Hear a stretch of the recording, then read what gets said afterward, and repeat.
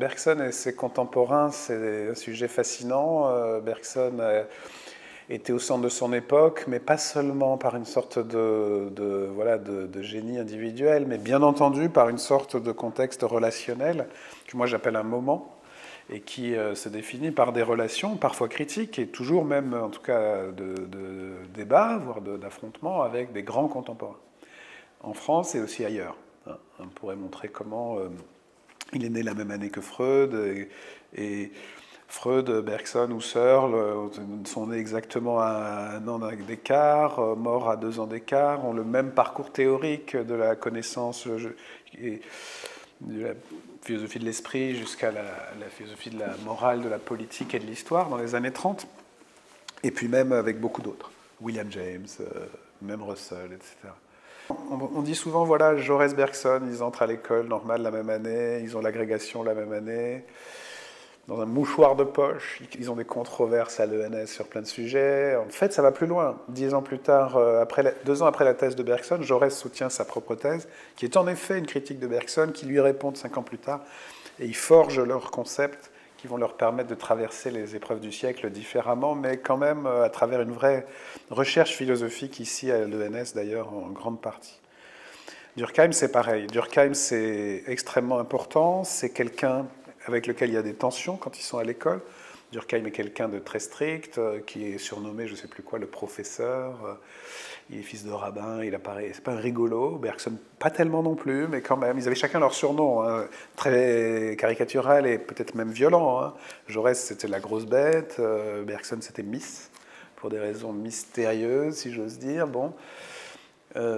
Sûrement très, très daté. Et la relation entre Bergson et Durkheim fait partie des grandes relations rétrospectives pour Bergson. Peggy et Jaurès sont morts tous les deux en 14, et Bergson ne discute avec eux sur le fond, alors qu'eux beaucoup parlaient de lui, que dans son dernier livre en 1932. Durkheim meurt lui aussi dans la Première Guerre mondiale, en particulier parce qu'il y a perdu son fils, mais Bergson, là aussi, ne le discute qu'en 1932 dans les deux sources de la morale et de la religion. Alors, pour Bergson, je résumerais en disant que Durkheim s'est arrêté à mi-chemin. C'est-à-dire qu'il a pensé l'obligation morale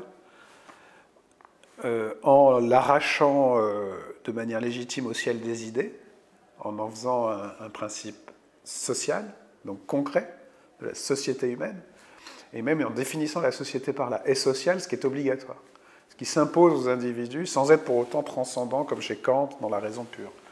Donc un fait social, c'est quelque chose d'obligatoire. Et donc dans son premier chapitre, l'obligation morale, c'est la notion d'obligation, Bergson dit, oui, très vite il dit, oui, l'obligation est sociale. Sauf que derrière la société, il y a la vie pour Bergson. Et qu'au fond, l'obligation, la force de l'obligation ne peut pas s'expliquer uniquement par la société. Et d'ailleurs, c'est une vraie question. Hein. Est-ce que Durkheim a vraiment expliqué la force de l'obligation? Il définit la sociale par l'obligation, et c'est très fort. Hein. Est social ce qui s'impose aux individus sans qu'ils puissent l'avoir inventé par eux-mêmes. C'est la grammaire, par exemple. La grammaire est une règle que personne n'a construite, mais qui s'impose à tout le monde. Et qu'on le veuille ou non, il y aura toujours une grammaire.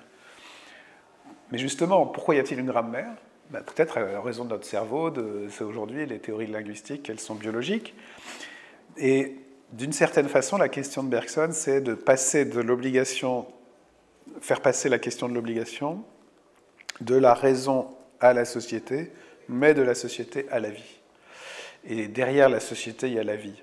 Pourquoi est-ce qu'il y a des obligations sociales? C'est toujours pareil, c'est pour répondre à des dangers vitaux pour les humains, le danger étant aussi la liberté, qui devient paradoxalement un problème pour les humains, même s'ils ne peuvent pas et ne doivent pas y renoncer, contrairement à ce que certains ont cru, que Bergson disait. Donc voilà, Durkheim devient cet interlocuteur un peu tardivement, mais on sent qu'il l'a lu très en profondeur. C'est pour lui une doctrine abstraite, mais concrète quand même, par le côté social. Et puis le grand Durkheimien qu'il discute aussi, qui est un autre de leurs amis communs, un grand ami de Jaurès aussi, très très proche de Jaurès, c'est Lucien Lévy-Bruhl, qui accompagne un peu Durkheim, qui construit la théorie de la mentalité primitive. Et là, Bergson est un peu plus dur. La mentalité primitive, c'est très intéressant, mais il n'y a qu'une seule mentalité, c'est la mentalité humaine. Et là aussi, elle est sociale, elle est due à la vie, et les grands hommes de bien la dépassent. Et peut-être on peut citer une ou deux autres figures. Bergson a eu comme élève au lycée Henri IV Maurice Halbwachs, qui est un très grand sociologue, et auquel un centre de recherche est dédié ici à l'ENS. Et Halbwachs a été, lui, un grand critique de Bergson, très important, et retournant le fer dans une certaine plaie, puisqu'il a par exemple défini la mémoire par la société. Bergson pensait que la mémoire pure était individuelle et vitale. Et là, on peut dire, les Durkheimiens ont marqué un point, en défendant la théorie de la mémoire sociale, des cadres sociaux de la mémoire, comme dit magnifiquement Halbwachs. Voilà, et donc il y a un débat très très profond, et au fond on pourrait le définir par l'idée d'inscrire les questions spirituelles, les questions intellectuelles dans le concret, dans la vie, à travers soit la société, soit vraiment la biologie. Et on est à ce carrefour-là. Voilà, Bergson a succédé à Tarde, qui était l'adversaire de Durkheim au Collège de France. C'est un peu un hasard, mais pas seulement. C'est un débat très très important, je pense qu'on devrait le reprendre. En fait, Bergson a toujours séparé l'œuvre et ce qui ne l'était pas. Et dans ce qui ne l'est pas, il y a d'ailleurs aussi sa vie personnelle, ses relations et tout ce qui est montré dans cette exposition de son intimité. Mais il y a aussi tout ce qui n'est pas de l'œuvre proprement dit, c'est-à-dire l'œuvre pour lui, c'était ses livres. Et les deux recueils d'articles dans lesquels il a promu finalement un certain nombre d'articles et pas d'autres.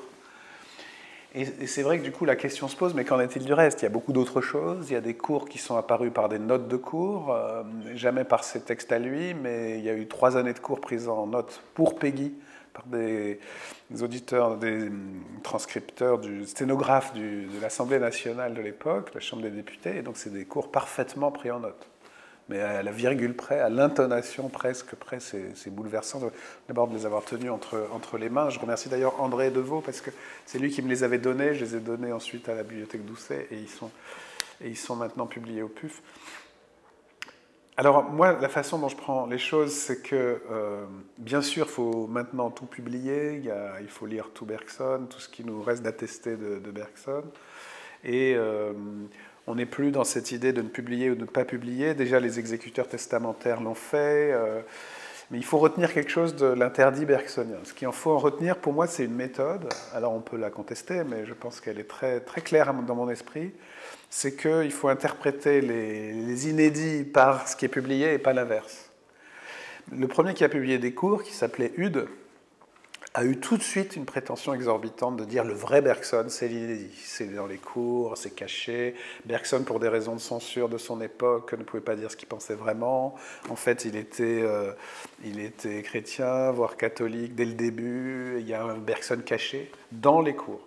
Je pense que Bergson a dit très clairement non, ma pensée, elle est dans mes livres. Donc c'est très clair. Ça ne veut pas dire que le reste n'apporte rien, mais ça veut dire qu'il faut là aussi renverser l'ordre, ne pas se donner l'idée d'un Bergson caché ou même d'une genèse progressive des livres par les inédits. Par exemple, on a des cours magnifiques entre les livres, entre Matière et Mémoire et l'évolution créatrice.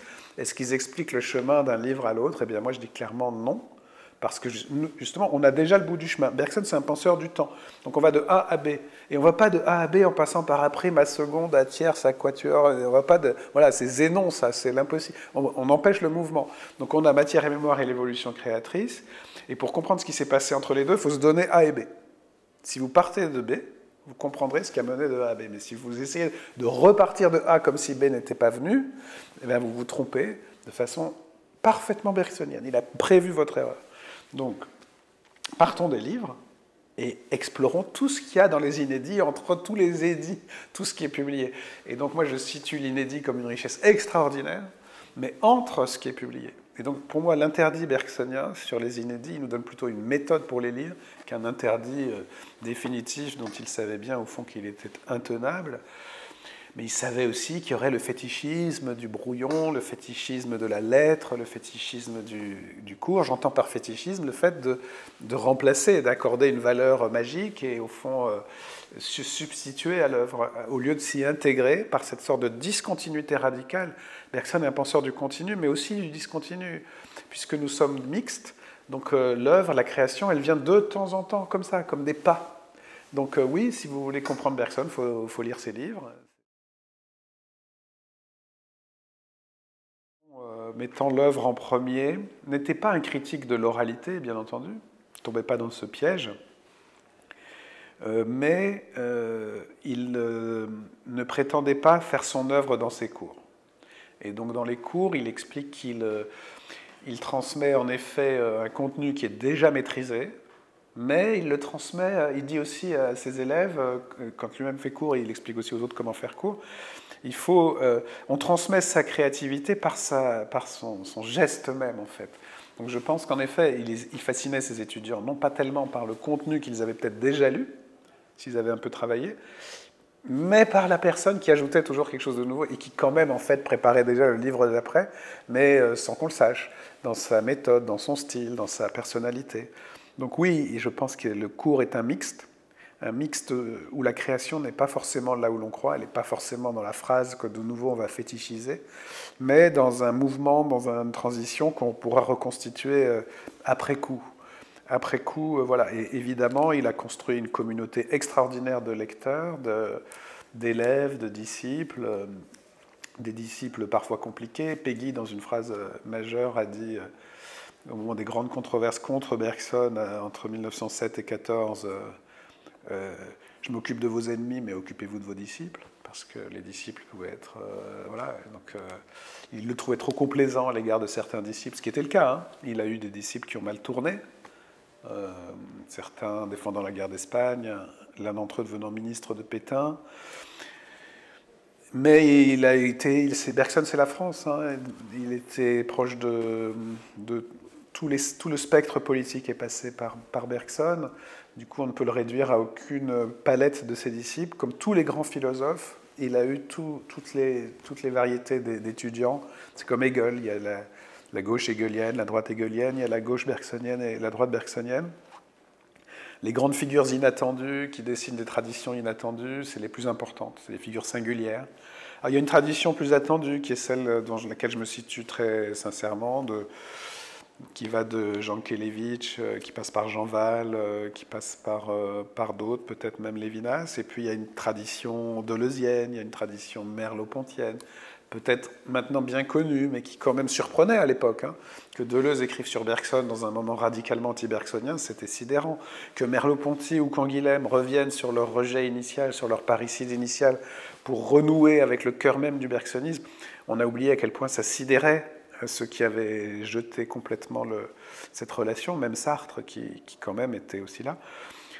Donc pour moi, là aussi, les grandes traditions sont toujours inattendues parce qu'elles sont faites de constellations singulières, mais c'est quand même des traditions au sens où on se revendique d'une histoire, on ne fait pas que la raconter, on considère qu'on y appartient.